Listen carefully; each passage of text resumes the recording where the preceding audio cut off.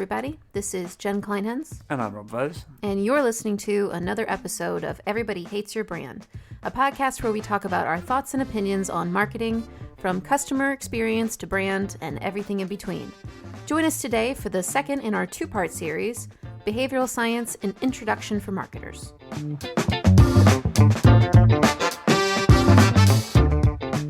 So as Jen said, this is the second half of a two-parter.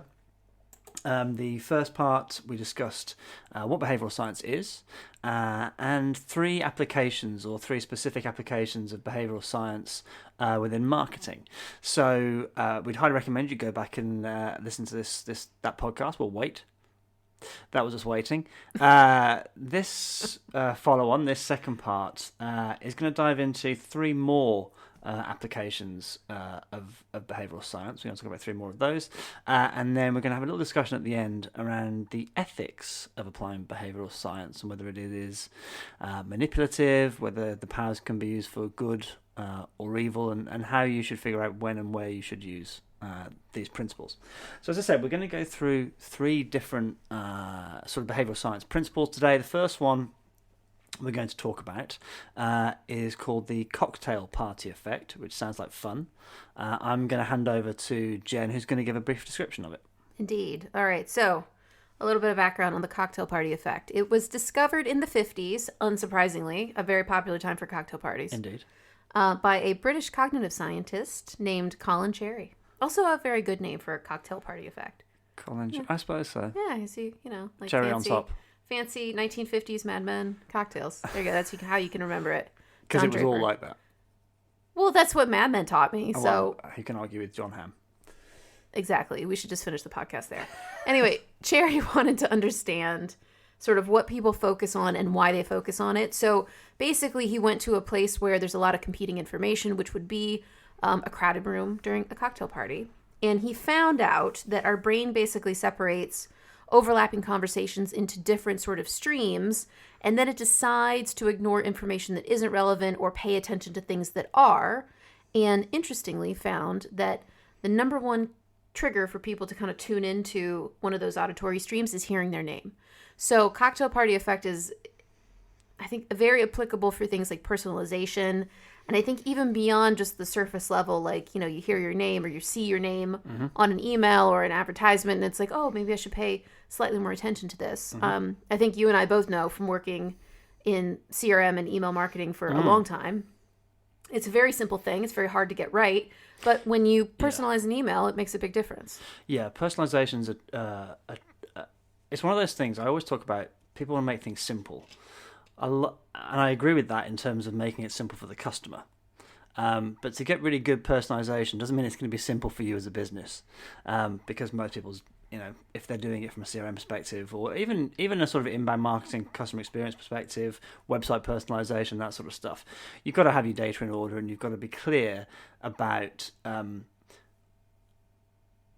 what you're personalizing, and is it truly personalized. So name is easy. Really, it amazes me that more people don't do it. You'd be surprised. I know, it depends on how good your data is, but in general, saying "Hi Rob" at the top of an email is like, it's not even par for the course. Yeah, that's like a triple bogey. That's like basic stuff. Good example. When I lived in Australia, I was a fan of a shop called J&B Hi-Fi. Should we explain for the good people what J&B Hi-Fi is? I'm about to, because no Americans will know. I might mention this in a previous podcast, but if I haven't. Essentially, J&B Hi-Fi is a store that sells everything from fridges through to DVDs, CDs, remember them? Video games. It's like someone took Best Buy, yes, and if you're from the UK, mated it with HMV plus Curry's PC World. I don't know what the American equivalents of those would be. I would describe it as like a TJ Maxx crossed with a Best Buy, because like all the signs are handwritten. It's like got a little bit of a lo-fi feel for a tech store. Yeah, for all my video game friends, it's a bit game stationy, quite kind of homemade in some ways. Anyway, the reason I'm referencing them is I used to go in there and I would buy video games. I would buy CDs that were either blues, hard rock, metal, whatever it might be, and I would buy Blu-rays because I'm into physical media. Anyway. But every email I ever got from them was around security systems or heating or fridges or whatever. And it was nothing to do with, wasn't making any use of the cocktail party effect in terms of personalisation. And in fact, it did the opposite. It made me think, you're really not putting any effort into this at all. So I think there's an element, a little bit of an element of, if you're not trying to personalise, people will see you as being it's a bit lazy, I think. The other thing I think that's really important, and when it comes to personalisation, is to be transparent about why you're putting that thing in front of me. Mm-hmm. What's the cause and effect that led you to get from what I've bought or what I've looked at or whatever data sources you've got to presenting me with X thing? Now, I did some research on this because I wrote an article on transparency in email marketing on Medium and found some really interesting studies. But one of the lines that came out here was from Johnson & Johnson 1993. We'll link the thing in the podcast notes. Point out that explanations play a crucial role in the interaction between users and complex systems. According to their research, one purpose of explanation is to illustrate the relationship between antecedent and consequent, i.e. between cause and effect. Wow. Antecedent and consequent? I know, isn't that amazing? Oh. No, consequent. Antecedent and consequent. Anyway, wow. I think the point there is that when you're presenting somebody, it might be you got it from a recommendation engine. It might be you've got it from these, all sorts of different types of ways of identifying what the next best product for a customer is. I think personalization is not just saying this is the right product for this person. It's explaining to that person why it's the right product for them. Yeah. The idea being that even if I don't want it, I get why you sent it me. Do you know what I mean? It might be the right time. Yeah. It might be the wrong. It might be, but I get why if I've bought Far Cry 5, I get why you're trying to sell me Far Cry 6 or another Ubisoft video game, for example. I feel like Netflix had that issue as well. So, like, if you go back and kind of look at the history of the Netflix recommendation engine, they found that, and we can link to the show notes because this is a lot of the research I did around sort of the choice hacking book, but I think it was interesting because they found that when they were just recommending things to people and not telling them why, it was almost like they got offended. And they had to get to the point where, and this is back in the days of the actual web experience of Netflix, where you would sort of hover over something and it would say, you're seeing this because whatever. And I think now they do it more with the sort of white text on the top left hand of a... Yeah, there's a match percentage a lot of the time, isn't there? And things like that. Yeah. I mean, Amazon do. I mean, I don't like a lot of things Amazon do, but they do this sort of stuff brilliantly with their collaborative filtering, which is people like you bought this, or almost also at a product level. People who bought this product also bought X, Y, and Z. And you can see the link. Mm-hmm. You know, I bought albums off, when I used to buy off Amazon, I bought albums off Amazon when that were like, this sounds a bit like this band you like. And I was like, okay, fine, I'm in. I think the other element from personalization, though, that's quite interesting is using the context. So back in Australia, we would use not the name of the person or their personal history, but the context in which they were in to personalise on the fly. So we would send an email out that if it was over 30 degrees, would feature a slushie. If it was under 20 degrees, would feature a coffee, hot coffee or something like that. And you know, if you're going from tropical North Queensland to Tasmania, the bottom of Tasmania, that's entirely possible. The time of the day. So if it was before 10:30, we would put breakfast at the top of the message versus lunch and those kind of things. And there are technologies out there. The company we use was a company called Movable Ink, but I'm sure there are many others that were allowed to do that. So it's not necessarily personalizing to your name. So maybe not exactly the cocktail effect, but making it relevant to the context at the point at which somebody's opening it is quite an interesting mechanic. The one thing I will say about cocktail party effect, and having written about it a few times now, is I do think, it starts with that sort of surface level, but that's not really what I would call true personalization. I think it's a good sort of leading indicator for the fact that personalization is important. And in fact, I have pulled some Accenture, look at me, yeah. I pulled some Accenture statistics around what personalization tactics have an effect on buying behavior. And they found that 56% of customers would rather buy from a retailer that recognizes them by name, so more than half. 65% of customers prefer to buy from a retailer who, quote, knows their purchase history. And I think leading on from the discussion around transparency, maybe knows their purchase history, but also is telling them why they're seeing something. And then the last one, 58% of customers prefer to buy from a retailer that recommends options based on their past purchases, which is interesting that those are two different kind of bullet points because they are very similar. But I think the point being is that like your name is important and it's powerful, but at the end of the day, your job is to create value and utility, and recommending something based on something someone has already bought is, I think, the definition of value. Yes. And I think there's a couple of things that I think you've got to make sure your recommendations are good, like they make sense. And I think the transparency argument helps that. So if you have to say why, if you had to imagine that person was in front of you and you had to say, I emailed you about this because of X, or I put this Facebook message in front of you because of X. If your only answer is because somebody else paid us to, or you happen to be on the database, or whatever it is, that's not great. You've also got to make sure that your personalization is good, though, so it makes sense to that customer. If you can't do that, and you don't have the capability of that, I think one of the things that we found, I found working in the past is, let's say you're promoting a sale. If you can't personalize that with offers that make sense within that sale for your customer, you are better off being generic. We got much better open and click-through rates with a generic sale on Now than we ever did with sale on Now, and these were what we as a company think are the best deals. We've got a much lower response rate for that. I think the reason why, this is my theory, I can't back this up, my theory is that sale is open to opportunity. You might think, oh my God, I might find something in that. There might be something really cool. I might go and have a dig around and have a maybe rummage. You're hoping that one thing you've got your eye on is in exactly. The sale. Whereas if, as a company, you're presenting something that you think are the best deals, but maybe aren't relevant to that customer, you look at that, I don't want that. And all of a sudden, that opportunity shrinks. That kind of shrinks down on you. So I do think, unless you can get personalization into a decent level, maybe it's just kind of go at reverse of what we've been saying. But if you can't get it really good, and you're pushing a sale or you're pushing a money off, don't put product in some of your messaging. Just go with a generic message. Very interesting. Cool. So I think that's the cocktail party effect. The second effect they wanted to talk to is one that I think is fascinating, and it's called social proof. So I'm going to hand over to Jen to talk through what social proof is. Yeah, so I think this is one that people are probably pretty familiar with, at least in terms of like a high level, like, oh, social proof, I get it. Social norms sort of related as well to social proof. But basically this was coined by Robert Cialdini in his book Influence. Ciel or Kiel? Cialdini. I don't know. I was taught by someone who worked for him, like as a professor, an assistant professor, that it's Cialdini. I stand corrected. I hope that's right. Maybe he was just lying to me.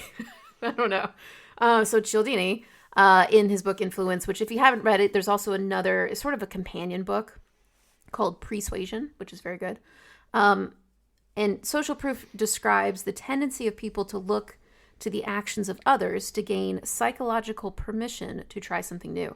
And then sort of related to social proof is this idea of social norms, where if you look around and everybody's doing something and you're not really sure what to do, you'll just kind of do what everybody else is. Interestingly, Nielsen found that 83% of customers in 60 countries said they trust social proof more than any other form of advertising. And it was the overwhelming winner, unsurprisingly, I think. Yes. It's an interesting one because I think there's, again, a couple of ways to use it. You can ask customers to be more like the crowd. So you might say something like, this is more related, I think, to social norms. Make them kind of feel like everybody's doing this except you, which is very, very effective to get people to do something because they look around and go, oh no. One of the best examples of that, if I remember rightly, and I forget where, it might have been the UK. I think it was the UK. Where they were looking at getting people to send in their tax return. And they did sort of 4 different messages, 4 or 5 different messages. Some of those messages were things like, it's your civic duty, so it was plucking on heartstrings. Another one might be punitive, like if you don't do this, we'll come after you and steal your children, or whatever it was. But the one that performed the best was 80% of people in your area have already completed their tax return. So you're saying like you are a laggard here, you're behind, and making it even more relevant by putting it to their geographic area. So not just nationally, this is like in your neck of the woods, you are lagging behind. There's also another famous example around power bills, where they say like everybody in your neighborhood is using this much power, but you're using 20% more. Yeah. Which is it's social proof. Yes. It's social norms. It's also a little bit of shaming. Yeah. I mean, social shaming. You see it all sorts of places. Like, I mean, for those people in the UK, and I've introduced Jen to these delights. There is a chocolate bar called the Tunnocks Caramel Wafer. Oh yes, they're very nice. Amazing thing, chocolate covered, layers of wafer and caramel, delicious with a cup of tea. And famously on the wrapper of the thing, it talks about how many of these are produced each week, and it was like 3 million to 4 million. I forget what number it is now, but it's millions. Yeah. So that alone goes, well, if they're producing this many, it must be good. It must be. I mean, people are selling them. Yeah. It must be good. Yeah. And I think there's an element of almost combining these. When we've talked about a cocktail party effect, and this one, go that 10,000 people have already bought this track. You know that we think you'd be interested in. You can kind of combine some of these elements, I think, as well. I think the most famous one is, and like full disclosure, I work a lot on McDonald's, but I think this is a very pertinent one. Is it used to be like 65 million, 100 million, and they just gave up. McDonald's now just says billions and billions sold. Yeah. Instead of trying to keep track, because there's so many at this point. But I think that's probably the most famous or the first. Yeah. When I big was use of that. When I was at Game, I kept trying to say, what if we said, the UK's biggest video game retailer, because we could probably back that up based on certain stats, and what you're saying then is we are the place to come. We are the place where most people go. Indeed. So I think social proof can be used in as you said, the popularity about pushing people down the particular road, and I think it's quite a powerful one because no one wants to feel left out necessarily, like the odd one out. It's interesting. So the second way that you can apply it, I've got 3, is letting people, what I call, put their trust in the crowd. So this would be sort of like what we're talking about at the moment. It's saying product reviews, testimonials, like quantity is a part of that, certainly. According to Mintel research, more than 70% of Americans ask others for their opinions before making a purchase. The younger the customer, the more they seek out opinions, interestingly.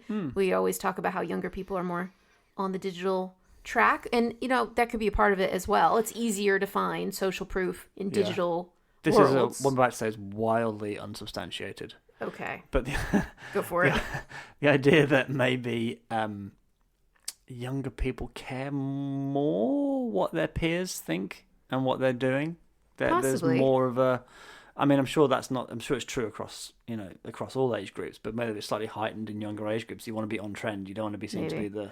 I should probably quantify what they mean by younger. So according to this Mintel research, it's 18 to 34-year-olds, and it's 81% of them. Definitely old then. Look for reviews and testimonials. It's trust, right? Really there. So there's an element of, if I go and talk to the company, well, of course they're going to tell me it's good. If I go to maybe a retailer, they're going to want to sell me something, so they're going to talk it up. Whereas, really, I suppose the idea is you trust your friends and family more than you trust the retailer or the person selling the product.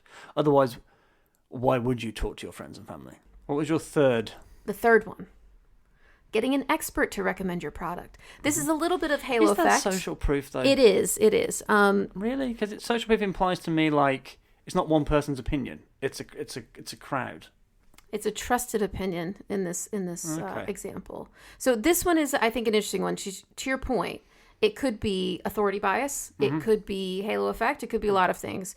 I have seen it cited in several places, like academic places, that experts to recommend the product is considered a form of social proof in some ways, because like you could have, I'll just pull out a random celebrity like Billie Eilish. Like Billie Eilish is very representative of like a younger group that I think identifies with her, that she's almost like an avatar for them in terms of, this is how I want to dress, how I want to be, how I want to look.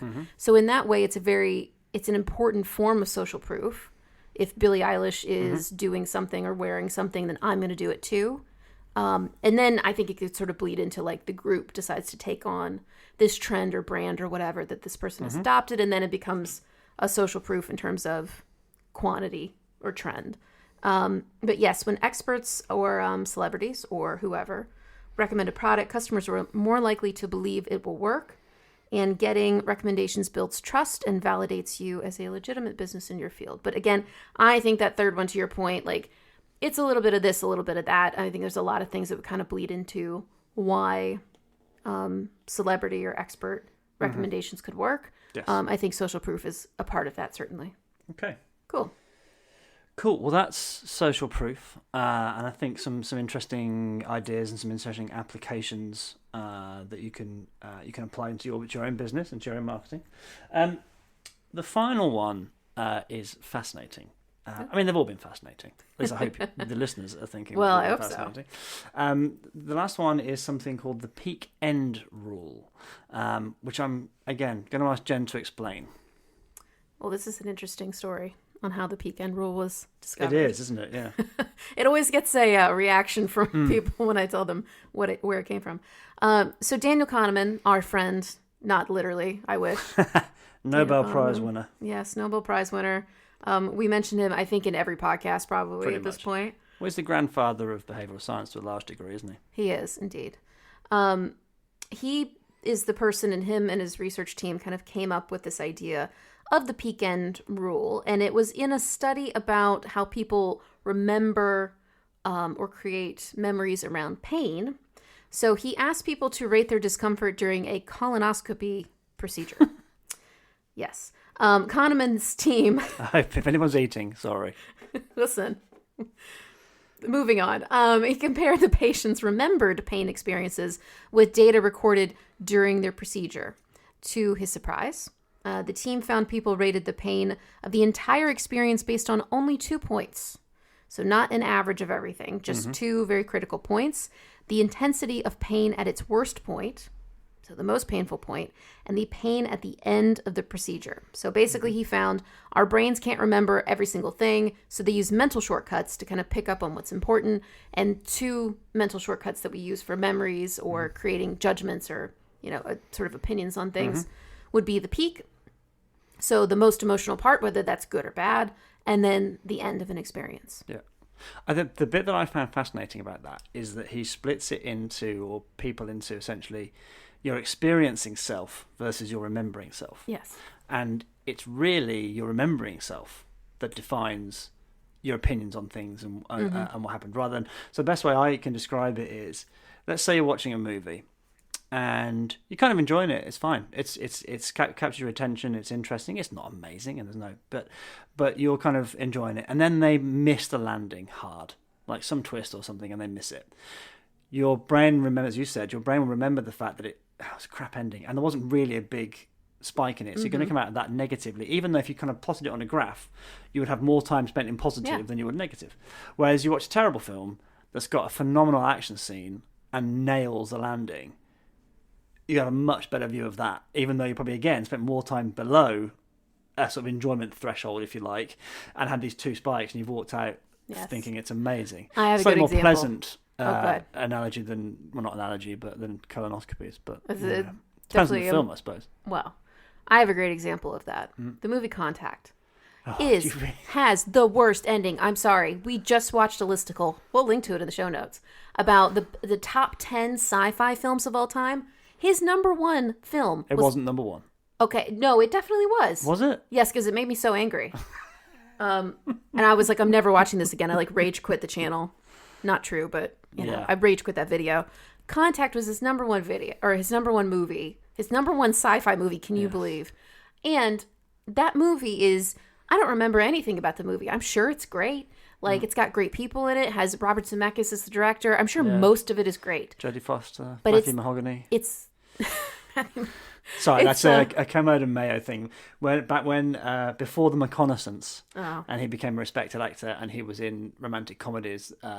Mark Kermode, who's a film critic, termed the phrase Matthew Mahogany because he was a bit wooden. Well, the point being is that it has a lot of really good people in it. It does. I think most of the movie if I remember that I can't really remember is fine. It's probably really good. I don't know. The ending is terrible, and I will not spoil it, but no, I will spoil it. So they spend all of this time looking for an alien. They ramp up everything. They've built this amazing thing. You've made contact, and then she gets there and the alien looks like her dad.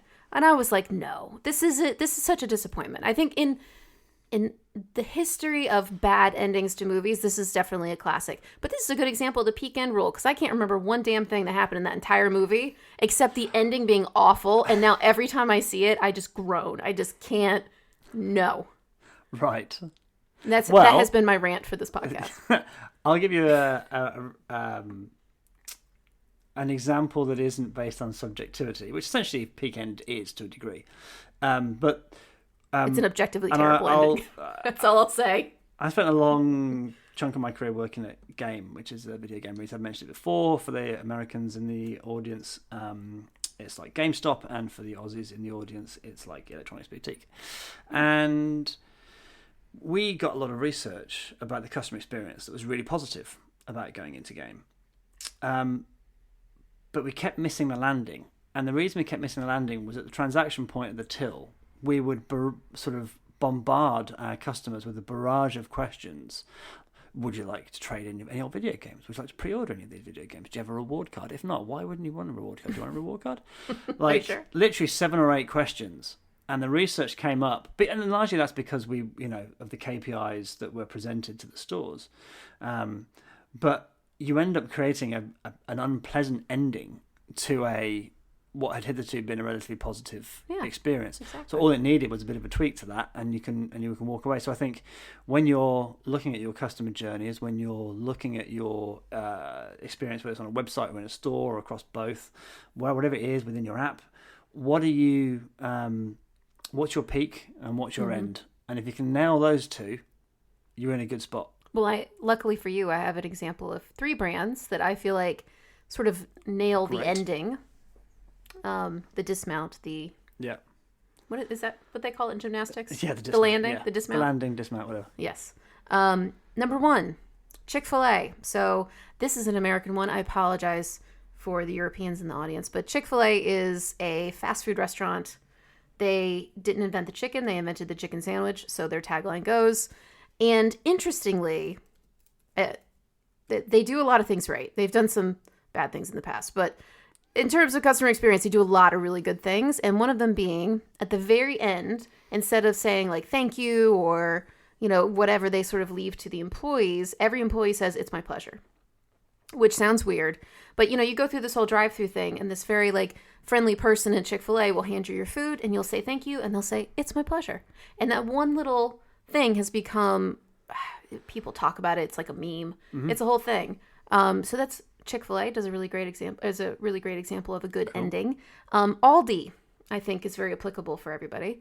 So Aldi has the fastest checkout in the land. And there is actually, I read an article yesterday about how you can hack the person checking you out to make them go slower because it's so lightning fast. And this is a pain point for many grocery stores. It just takes too long to do the actual checkout. But at Aldi, it's an interesting question, that, because I would argue, has it gone too far for some people? If you have to create a hack that says slow it down, is that now positive, or is it actually negative for some people? Because I just can't keep up. Well, I think it's a brilliant kind of fix for something that's really, a pain point for most people. Interestingly, Aldi also, because if you know Aldi, you know that it's mostly store brand generics. So they control all the brands that are in the store. Mm-hmm. And if you look at a box from Aldi of a product, I don't know, whatever, protein bars, it's got a not a QR code, a barcode. It has a barcode on every single panel of a box. So you don't have to sit there and wait for people to look for something and turn it over. If something's heavy, it's easy enough to just kind of fling it through the scanner and there it goes. So I think it's a valid point.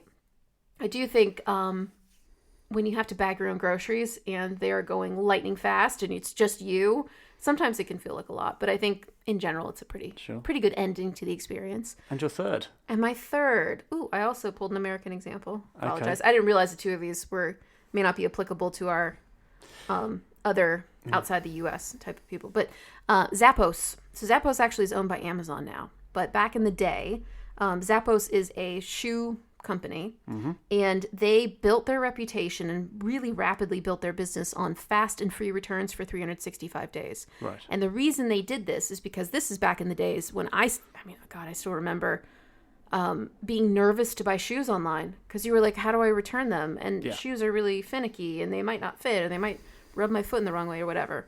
Zappos solved that with basically the best customer experience in the land. I mean, you would call them up and basically say like, hey, I tried these shoes. They gave me a blister. Can I get a size up?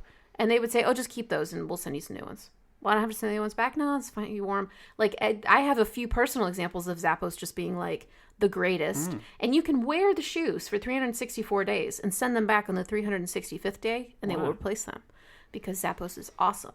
And it was really like no questions asked. They'll Are they do whatever you want. Essentially relying on inertia then, aren't they? They're relying on the fact that, it'll wear in. Or like, I can't be bothered. Like, like that. Maybe. To a degree, they're shielding themselves using people's laziness, but they're able to because to be honest with you, if I got a pair of shoes and they were slightly off, or they were rubbing me, I wouldn't send them back probably.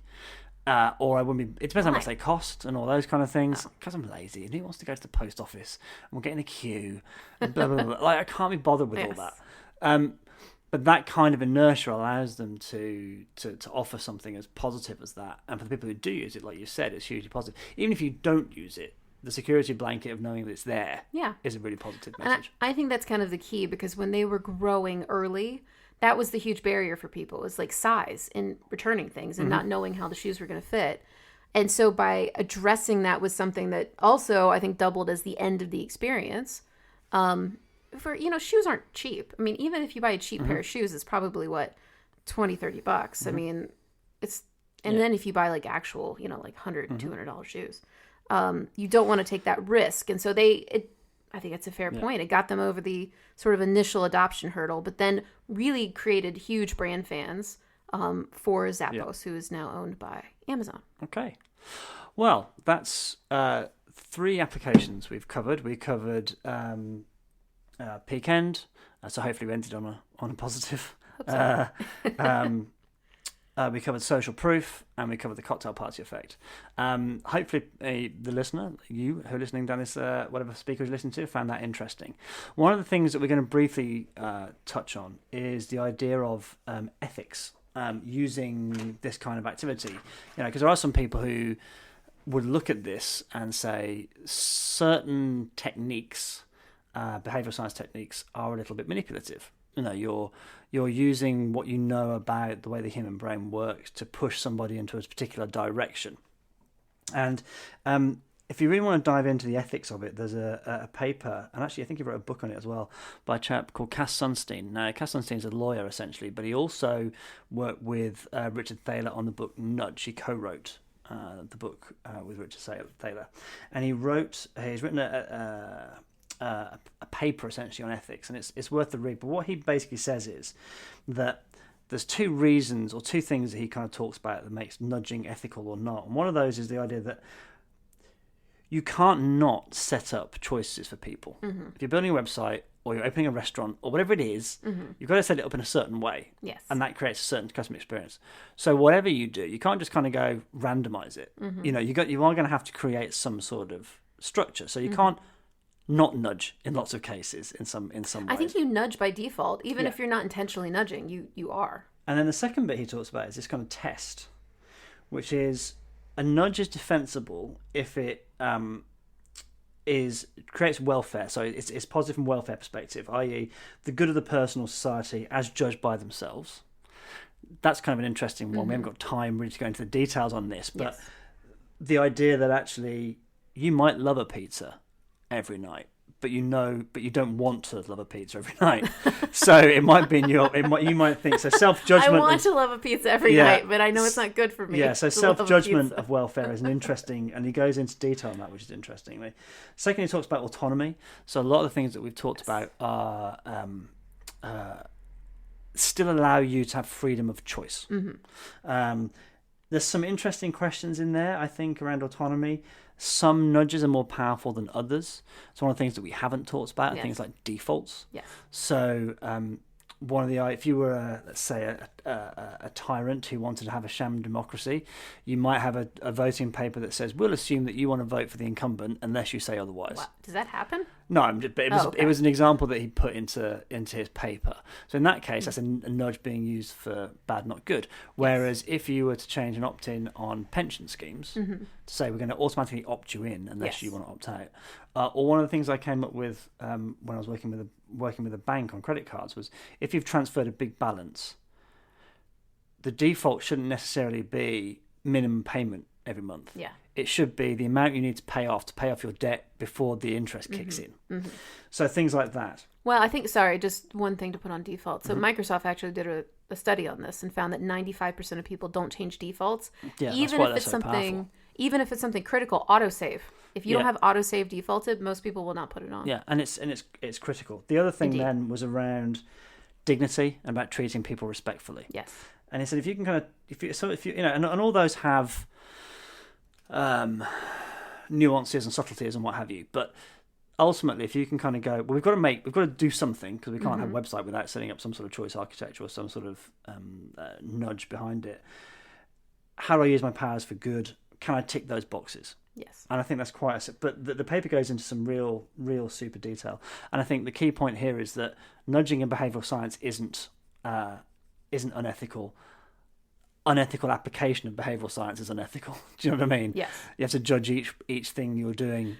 And I think it's also worth saying that, like, you should test everything. There's no silver bullets. Like, I think the assumption that you're going to do something and it's going to, like, radically transform your business is probably not true. But I do think taking the time to consider the ethical implications, and I think even taking the time, if this is something that you use a lot, to create sort of a personal code of ethics, about being transparent, creating a value exchange, don't mislead people, be wary of things, what's so-called sludge, which would be using a nudge to slow down something that actually is a good behavior. For instance, you'll see some companies that make it like impossible to cancel. So it's really easy to sign up, but for me to cancel the service, I have to call on a phone, and then they do a whole thing. Send a carrier pigeon. Yes. To a man named Jeff. Exactly. Anyway.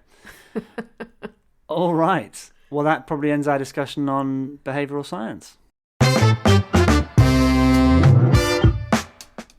So that's it for this episode of Everybody Hates Your Brand. We hope you enjoyed it.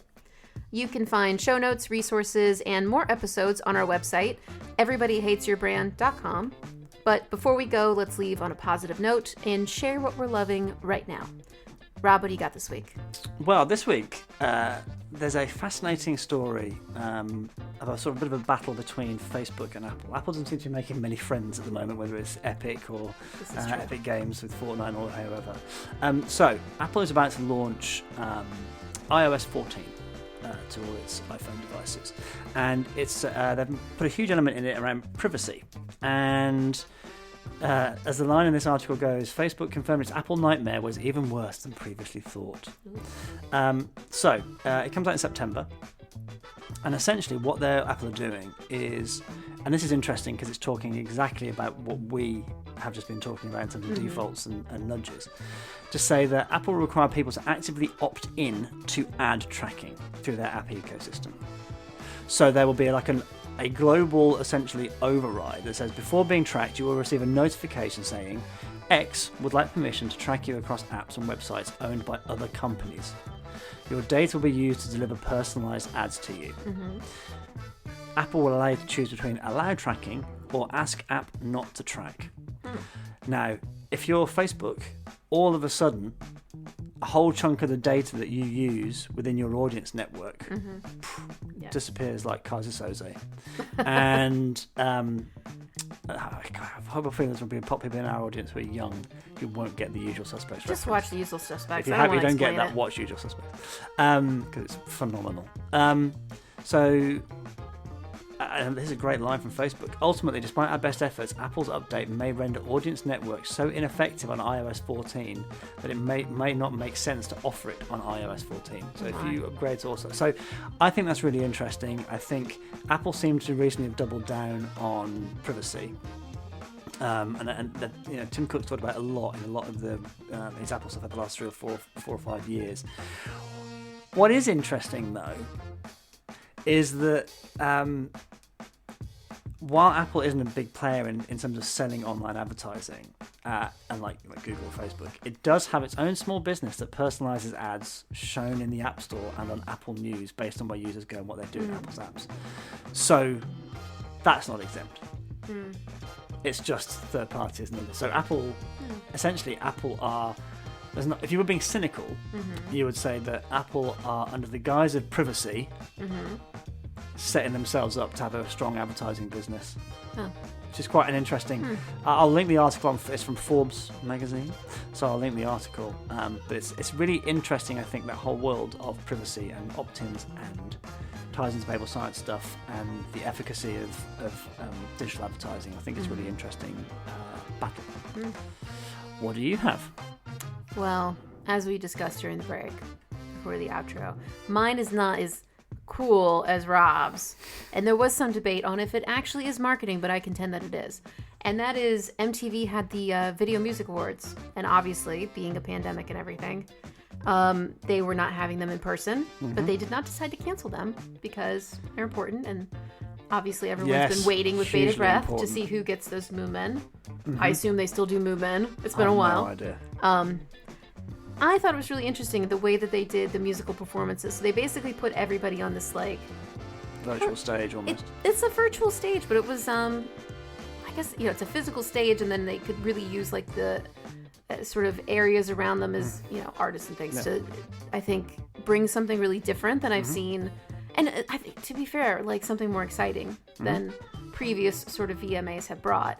And I think the comment about, I contend that it is marketing, because if you think MTV is anything other than marketing for music artists, I think, reality TV, but it's just a marketing vehicle for musicians and things. But I do think it brings some really interesting questions to the fore around sort of the touring industry, and like we talked about, Metallica was doing the Pandemica.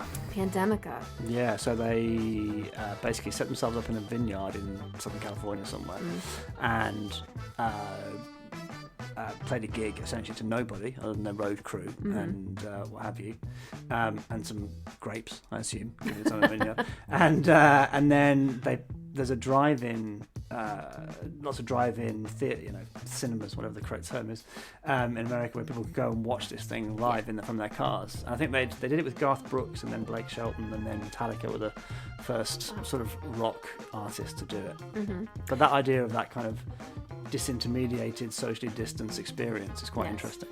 Well, then I think there's one third sort of interesting event that at this point is a little bit older, but earlier in the sort of lockdown, Travis Scott actually it might have been before lockdown, Travis Scott did a concert inside of Fortnite where he was like a giant like CGI, and he was like walking through the different things, and you could be a player and you could run around and do sort of different things. I thought that was really interesting. So I think those three things together, I think it's an interesting combination of kind of where we might be headed when performing in person isn't something necessarily that a lot of people want to commit to doing, but you still need to go on the road, you still need to tour.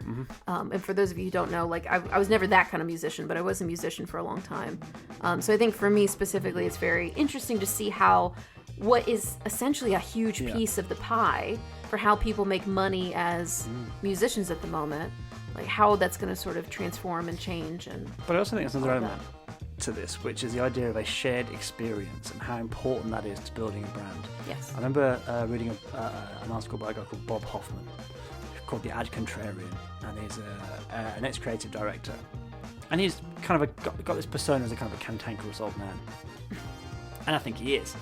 But he talks about the idea that the reason things like TV work so well in terms of building a brand is because it's built around a collective experience. Yes. Everybody's watching the Super Bowl. Everybody's watching X episode of whatever big TV show it is. And the more that TV, and I don't think TV is dying, but the more that TV, that kind of gets fragmented, the harder that is to achieve. Yes. So the idea that actually you're able to get to a whole bunch of people as a brand collectively within a collective experience like that live, I think could be an interesting opportunity for people as TV starts to potentially lose its luster as a brand building. Interestingly, there was some product placement, I believe.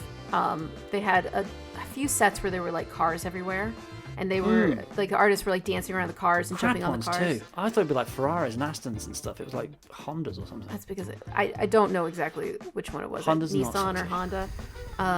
But they're dancing on the cars and stuff, and it's a little bit of like subtle product placement. Yeah. So this idea that maybe that's the way that we engage as brands when can't do experiences and events.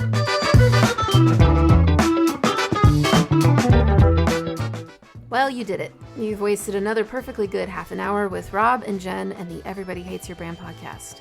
Again, you can find us on everybodyhatesyourbrand.com and your podcast platform of choice. Take great care and be vigilant out there. Have a week.